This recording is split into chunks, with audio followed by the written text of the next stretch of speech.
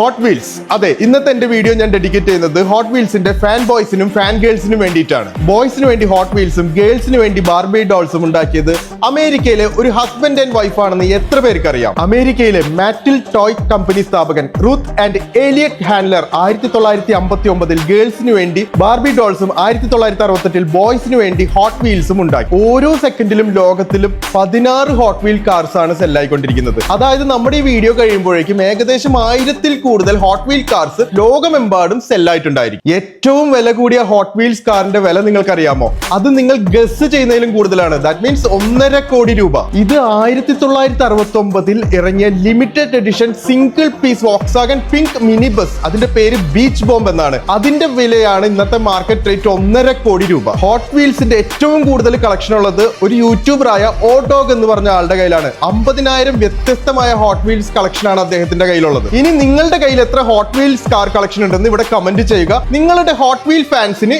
ഈ video share ചെയ്യുക.